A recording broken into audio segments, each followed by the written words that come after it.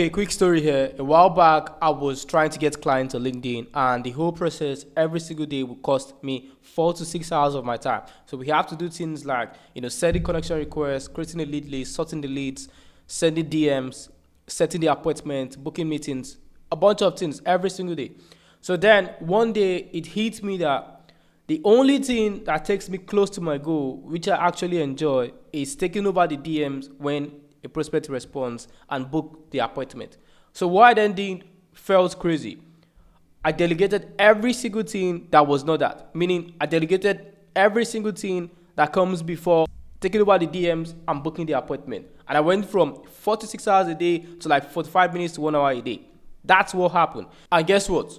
Results got better. I could finally spend time on strategy. We could now load more accounts. We could do a lot more volume just because I delegated everything to someone else and focused on what I actually enjoyed and actually brought us close to our goal. That's when I finally understood what most business owners don't get. The stuff that feels like work is not usually the work. It might in fact be what's holding you back from the next level you're trying to get to. I place talent into businesses for a living. This is something I say every day when I go on calls, when I have conversations with founders. So in the next few minutes, I'm going to walk you through how to figure out the tasks you need to delegate, the tasks you need to delete, the tasks you need to systemize, and all that so you can free up your time and actually get to the next level you're trying to achieve. I also built a free calculator that you can use that's going to do all of the math for you. It's going to show you the dollars, the time, every single detail you need to know. So now let's dive into it.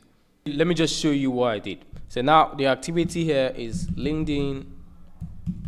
Let's call it LinkedIn outreach. Say my time is what, 400 per hour, $400 per hour. A hour costs $25 per hour. Now I break it into steps. So creating lead list, sorting leads to connect to, setting templated DMs, and booking appointment. And then I put in how long this takes me per week. This. And then what does this really need? Take a look at this. If it's just me, if I'm the only one that can do it, I'm going to put this here. If I just need to systemize and hand it up, I'm going to put this here. If anyone can do it and dedicate, I put it there. So now this is what's happening there. So for this, I just have to systemize and delegate it to someone else. For this, anyone could do it. I just need to build an SOP. For this, same. The only thing that actually matters is this, that only me can do. And over time, I probably would be able to delegate it to someone else. This is it. So now take a look at the results. 76% cuts. This is how much time it brings back, and this is how much it costs. Now, this is what you can do with the calculator as soon as you get into it. Just picking every single task and then break it down like this, and then it's going to tell you how much you're going to be saving, how much you're going to be making, and all. Now, let me tell you the whole idea this whole thing runs on.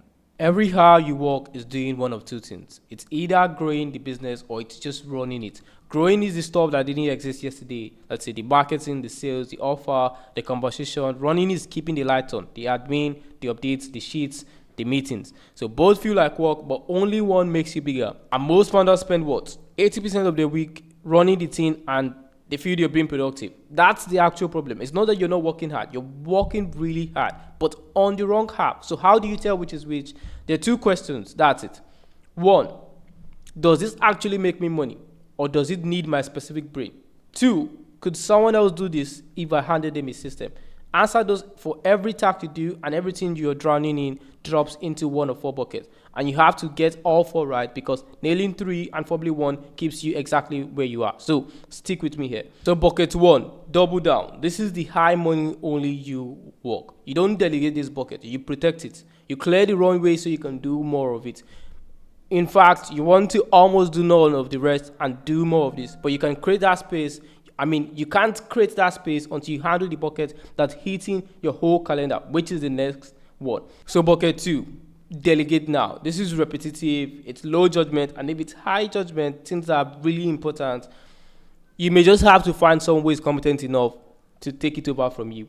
Not all of them are going to be repetitive, like the sheets, the CRM, or maybe templated DMs, all of that. This is likely where your week is leaking. 10, 20, 30 hours a month gone on a stuff a competent hire could run in their sleep, and the only reason it's still on your plate is just because it's a habit. It's become part of you. You've always done it yourself. So these should go out the door, not someday, but now. Every week you hold on to this is another week you choose to do the busy work over growing the business. But be careful here. Some tasks looks like they belong here and they will blow up in your face if you hand them too fast. So now let's get into bucket 3. Systemize first. This is the high stake stuff you can offload, but a mistake costs you real money. So it could be client delivery, it could be anything touching the client's relationship or the revenue directly. Honestly, the most I ever paid people was for exactly this. Trusted people running delivery, so I could go all in on marketing. But you don't just throw your money maker at a cheap hire on day one and pray, right?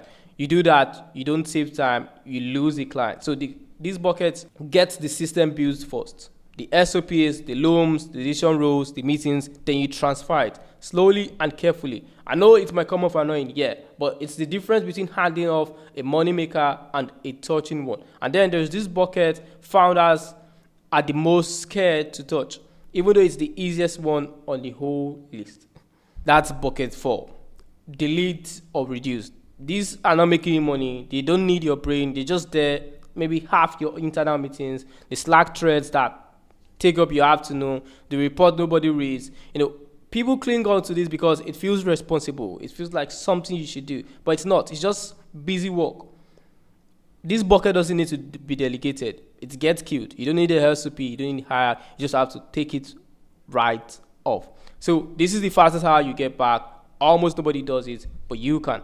What's going to happen when you take your time to do this exercise is that you'd realize most of your tasks is going into things you could delegate or delete. That's bucket 2 and 4.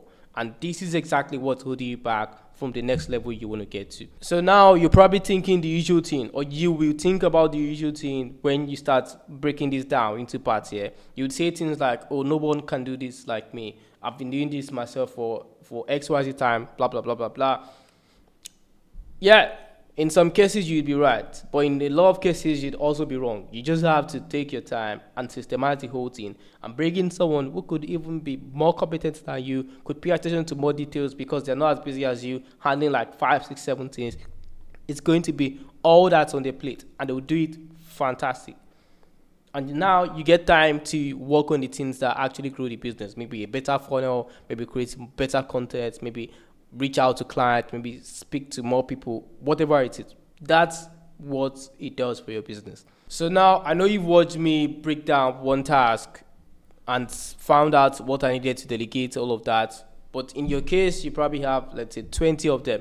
So what I did is I built a founder leverage calculator. So all you have to do is just put in all the tasks you do in your business, every single thing, and then it tells you which one you need to delegate, and based on your input you get to know which one to delegate, which one you need to systemize, which one you need to delegate to delete, and which ones you need to double down on. One last thing you're going to learn is who you need to hire and what they need to be hired for. So that's it. Bye for now.